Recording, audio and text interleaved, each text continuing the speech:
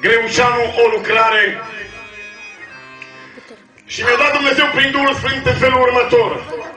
Un nor alb va fi asupra capului tău și eu, Domnul, te voi binecuvânta.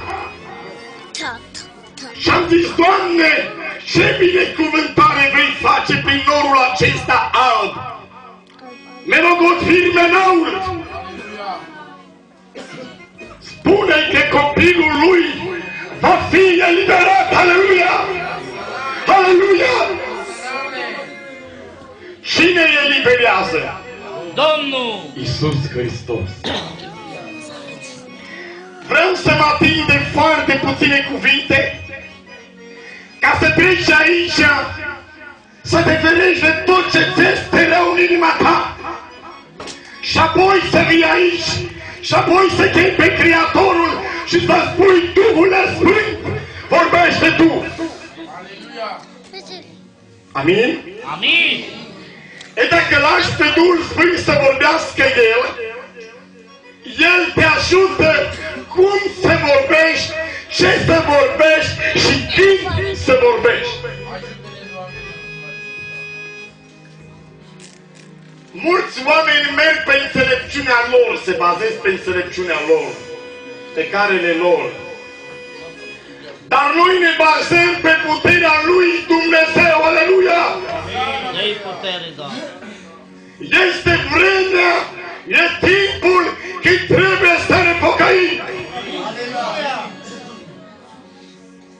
Am văzut pe Hristos ședând la dreapta scaunului Dumnezeu. Cine este omul acesta care are puterea să spună aceste cuvinte? Ștefan. Era plin de Duhul Sfânt. Doamne, umple-ne cu Duhul Sfânt. Amin. Ce înseamnă Duhul Sfânt? Am spus că sunt foarte, foarte scurt. Ar fi multe de vorbit de Duhul Sfânt. Duhul Sfânt nu te învață să înjuri. Duhul Sfânt nu te ajută să vorbești rău. Duhul Sfânt te schimbă de caracterul tău. Amin? Aleluia! Duhul Sfânt te îmbracă în putere. Duhul Sfânt mai împarte și daruri. Aleluia! Aleluia! Aleluia! Iisus împarte darurile Duhului Sfânt. Ce te face să crezi că Duhul Sfânt nu te mai iubește? Te iubește. Te iubește. Am auzit un frățior că și-a pătat cămașa în cafea. Zemene că ne vieți de haus. Schimbă-ne hainele, Iisuse. Fă ca râsul nostru să se prefacă în pinguine. Când vii în casa Domnului, fă tu să te schimbi în fața ta, în inima ta. Schimbă-ți fața, cum și Hristos și-a schimbat fața. Și zic, Doamne, schimbă-ne fetele. O schimbare nouă găsim în Nicodim și cu asta intru în încheiere. În epistola subornicească a lui Ioan, cuvântul în capitolul 2 cu versetul 19, chiar cu... Haideți să citesc un pic, dacă îmi permiteți, vă rog, în numele Domnului Iisus. O să citesc foarte repede, o să mă limitez. Și vă rog să vă rugați ca să vă învețe Duhul Sfânt ce înseamnă dragostea. Dragostea nu pismuiește. Dragostea nu clevetește. Dragostea nu vorbește pe asemenul lui. Amin? Amin. Vrem când ne ducem în odăile noastre, merite și nu bieride în haul, să ne umple Duhul Sfânt cu dragoste, să iubim pe vrăjmașii noștri, să ne rugăm pentru cei ce ne blastămă. Amin? Amin. Să spui un amin din toată inima. Am vine de la Domnul, am vine de la Domnul prin Duhul Sfânt acum. Am să te încerc cuvântul tău va rămâne de cuvânt. Și zic ca Domnul să ne ajute să rămânem de cuvânt. Citesc Epistola Supăruncească, capitolul 2, cu versetul 19. Citesc. Ei au ieșit din mijlocul nostru, dar nu erau dintre ai noștri. Atenție, vă rog! Căci dacă ar fi fost dintre ai noștri, ar fi rămas cu noi. Ei au ieșit ca să se arate că nu toți sunt dintre ai noștri. Mă auzi ce zice Duhul Sfânt, biserică? Auzi ce spune Duhul Sfânt? Cei răi nu pot să stea înaintea lui Dumnezeu. Cei răi nu sunt plăcuți înaintea lui Dumnezeu. Ei nu sunt vrednici să stea cu capetele în sus. Aleluia! Aleluia! Aleluia! Trebuie să ne pocăim. Și când te pocăiești, Nicodim, nu că nu l-a știut pe Domnul, l-a cunoscut foarte bine. Și eu spun Domnul Iisus, bine că El a venit ca să îl ridice pe Hristos. Și bine a făcut Nicodim că l-a ridicat pe Iisus. Haideți să ridicăm pe Domnul Iisus. Trăiască numele Lui! Trăiască numele Lui! Umple-ne, Doamne, cu Duhul Sfânt! Deci, repet, umplerea Duhului Sfânt este pentru dragoste. Amin? Nicodime, de ce ai venit noaptea? N-ai venit ziua? Învățătorule, cu ce duh blândețe a vorbit lui Iisus? Știu că ești venit. Zice, cine a venit aici între noi? Este învățătorul Iisus Hristos! Trăiască Domnul! Ei, Nicodime, trebuie să te naști din apă și din Duh! Roman, capitolul 7, cu versetele în jos, 7, 8, 9, 10, 11. Cei ce n-au pe Duhul Sfânt, aleluia, nu sunt plăcuți lui Dumnezeu. De aceea rog pe Domnul să boteze cu Duhul Sfânt. Și cred că vine lumina Duhului Sfânt. Nu noi facem harul de cer.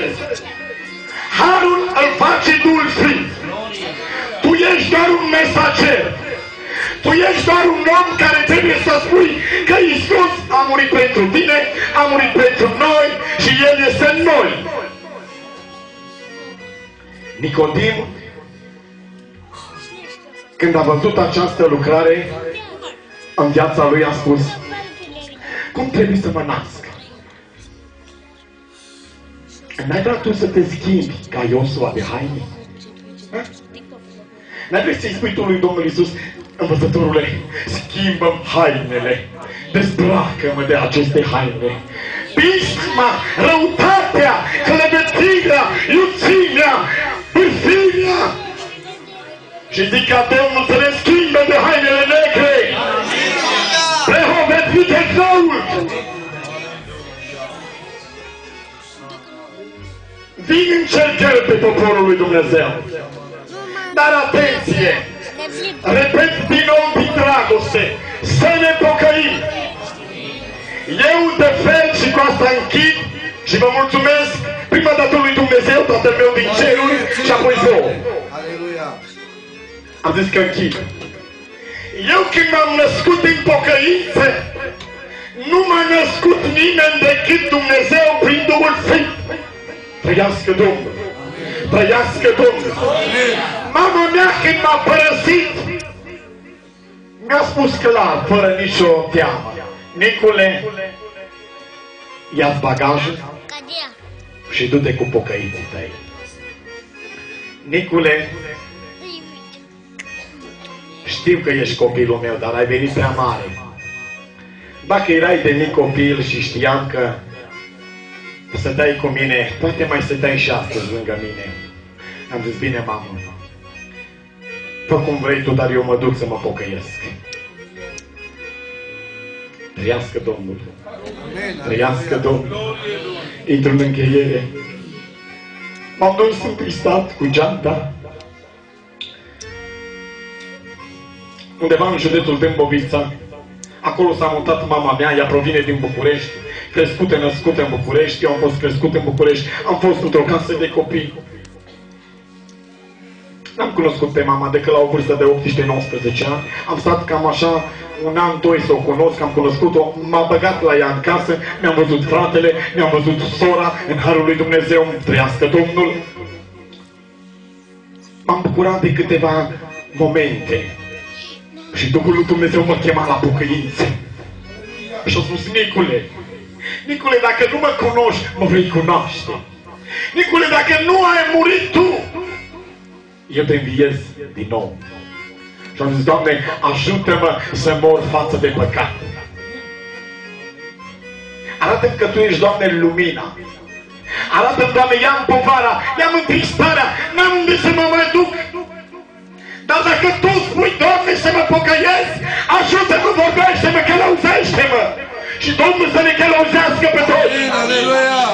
Poți să prorocești, poți să vorbești în limbi omenești, înțelegi, dar dacă n-ai dragostea, s-ar putea să fii cum e chimvalul acela care bate cu mai mulți clopoței, un chimval zungănitor. Da. Dumnezeu te folosește. Dumnezeu te folosește ca o schelă. Vin meseriași și ridică schela și pe schelă se ridică oricine și lucrează cum vrea. Dar la sfârșit, 1 Corinteni, capitolul 3, cu versetul 13, lucrarea fiecăruia în parte se va vedea unde. Meșac, Șadrac și Abednego unde au fost? Cine a mai fost cu ei? Este Iisus cu tine? Iisus cu tine? Este Iisus cu tine? Stai să rămână în noi! Amin? Am zis, Doamne, mă duc să iau trenul, dar spune-i la șoferul ăla în minte, locomotivul ăla care conduce trenul, fă ceva și oprește trenul, Doamne. N-am bani, n-aveam decât 2 lei în buzunar. Cum e la noi în țară, 2 lei. Și îmi spune Dumnezeu, du-te pe linia trenului, el vine mai în depărtare trenul și scoateți căciula din cap și fă-i semn. Și așa am făcut, cum a științat Duhul Sfânt. Am făcut semn. Omul a oprit și am zis, Doamne, ești viu, Tu mă iubești. Și am ajuns la București, de la București trebuia să ajung în Baia Mare, trec peste și am zis, Doamne, dacă mama mea m-a părăsit, dacă nu pot să mai vorbesc cu sora mea, cu fratele meu, pregătește-mi frați. Pregătește-mi frați care să mă iubească. Aleluia, dă-i putere, Doamne. Pregătește-mi o mamă, Doamne, care să aibă milă de mine, Doamne. Pregătește-mi un tată, Doamne. Să știți, am foarte multe căști. Am foarte multe mașini. Dumnezeu m-a îmbogățit foarte mult. Foarte, foarte mult. Nici nu vă dați seama. Și când ultimul frate vine vrășmașul să mă dea afară, ultima șansă este sora care. Este sora care. Și sora care nu mă dă afară niciodată. Aleluia! Aleluia! Aleluia! Care ești, frate, cu Domnul? Ridică o mână în sus. Aleluia, aleluia. Iubești pe aproapele tău? Iubești pe fratele tău, pe sora ta? Dacă se duce cineva acum în momentul acesta, ia casa în foc, ai tu ceva să-l ajuți acolo în numele Domnului? Nu-i mușta să ai bani, e mușta să faci ceva pentru el, să spui, frate, să ars casa, am o casă în numele Domnului, stai aici până te rezolvă Domnul. Se poate? Se poate să ajuți un frate de ăsta? Se poate. Rog pe Duhul Sfânt să lucreze mai departe și zic ca Dumnezeu prin Duhul Sfânt să ne schimbe inimile dinăuntru. Pavel spune, vai de mine păcătosul, cine mă va izbăvi de acest trup de moarte? Vai de mine păcătosul! Și tot el vine să-i mulțumească Domnul. Oh, mulțumim fie aduse lui Dumnezeu! De ce, Pavel, îi mulțumești lui Dumnezeu? De ce? Pentru că el a fost vrednic să-ți salveze trupul. Roman 7 cu 10-11, căci datorită Duhului Sfânt, voi ce faceți? Vă veți învia. Și Domnul să ne învieze pe toți. Iubiți-vă, Chiar dacă sunt probleme între noi, cu hainele, cu nu știu ce machiajul, cu... nu ne uităm la astea. Haideți să trecem peste valurile acestea. Hai să-i smulgem din foc, să-i câștigăm. Amin? Domnul să vă binecuvânteze pe toți. Amin.